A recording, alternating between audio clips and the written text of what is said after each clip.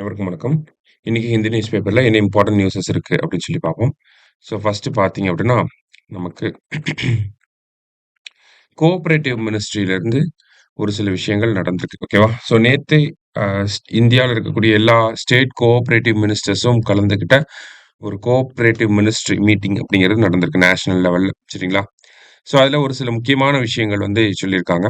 First என்ன அப்படின்னு சொல்லி பார்த்தீங்கன்னா, நம்மளோட யூனியன் கோஆப்பரேட்டிவ் மினிஸ்டர் யாருன்னா அமித்ஷா. அவர் வந்து என்ன சொல்லியிருக்காருன்னா, இந்திய அளவுல ஒரு நேஷனல் கோஆப்பரேட்டிவ் பாலிசி அப்படிங்கிறத அனௌன்ஸ் பண்ண போறோம் அப்படிங்கிறத சொல்லியிருக்காரு. சரிங்களா? National cooperative policy. இந்த நேஷனல் கோஆப்பரேட்டிவ் பாலிசி எவ்வளோ வருஷங்களுக்கு எஃபெக்டிவா இருக்கும் அப்படின்னு சொல்லி பார்த்தீங்கன்னா, 2025லேருந்து 2045 வரைக்கும் கிட்டத்தட்ட ஒரு 20 வருஷங்களுக்கு இந்த பாலிசி வந்து நடைமுறையில இருக்கும் அப்படின்னு சொல்லியிருக்காங்க. சரியா? ஸோ இதே மாதிரி ஒவ்வொரு ஸ்டேட் கவர்மெண்ட்டும் என்ன பண்ணணும்னா, ஜனவரி 31, 2026க்குள்ள அந்தந்த மாநில அரசாங்கங்கள் மாநிலத்துக்கான ஒரு கூட்டுறவு கொள்கைய வந்து வெளியிடணும் அப்படின்னு ஒரு மேண்டேட் வந்து சென்ட்ரல் கவர்மெண்ட் குடுத்திருக்காங்க. ஓகேவா? ஸோ நேஷனல் கோஆப்பரேட்டிவ் பாலிசி அப்படிங்கிறத கொண்டு வரணும். அது 2025லேருந்து 45 வரைக்கும் நடைமுறையில இருக்கும்.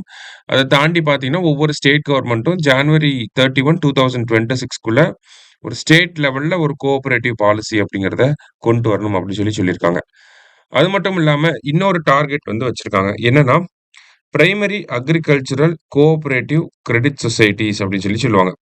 பேக்ஸ் இது கூட நமக்கு எக்ஸாம்ல ஃபுல் ஃபார்மா கேட்டிருக்காங்க.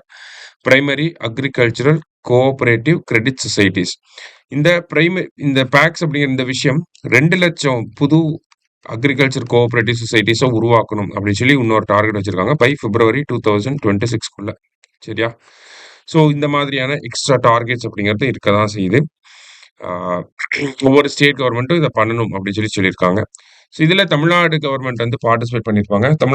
தமிழ்நாடு மினிஸ்டர் வந்து பேசுறப்ப என்ன சொல்லியிருப்பாருன்னா, இந்தியாவிலேயே ஃபர்ஸ்ட் கோஆப்பரேட்டிவ் சொசைட்டி தமிழ்நாட்டுல தான் வந்துச்சு அப்படின்னு சொல்லியிருப்பாங்க. 1904ல என்ன கோஆப்பரேட்டிவ் சொசைட்டி அப்படின்னு பார்த்தீங்கன்னா, சென்னைக்கு பக்கத்துல திருவள்ளூர் மாவட்டத்துல உருவாக்கப்பட்டிருக்கும். திரூர் அக்ரிகல்ச்சர் கோஆப்பரேட்டிவ் சொசைட்டி அப்படிங்கிறது. சரிங்களா?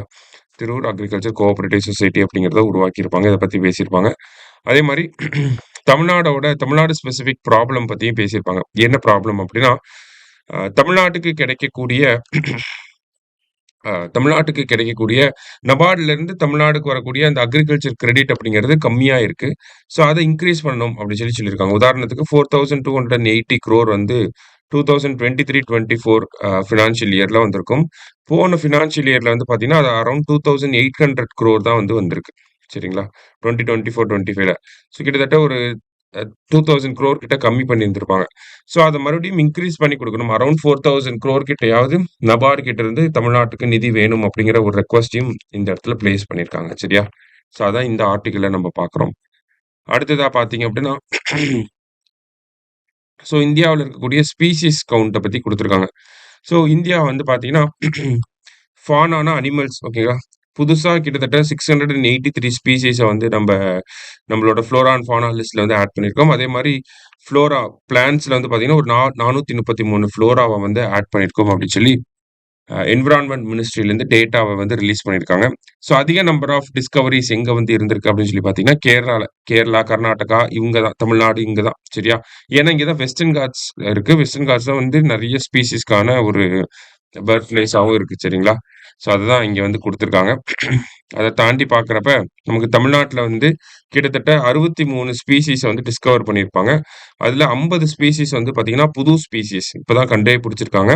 கிட்டத்தட்ட 13 ஸ்பீசிஸ் வந்து புதுசா ரெக்கார்ட் பண்ணியிருக்காங்க. முன்னாடி இருந்திருக்கும், இடையில இல்லாம இருந்திருக்கும், மறுபடியும் இப்ப ரெக்கார்ட் பண்ணியிருக்காங்க. அந்த மாதிரி. சரியா? ஒரு 50 ஸ்பீசிஸ புதுசா கண்டுபிடிச்சிருக்காங்க. சரியா? ஸோ இன்னைக்கு நியூஸ் பேப்பர்ல இருந்த முக்கியமான செய்திகள பார்த்திருக்கோம். நன்றி.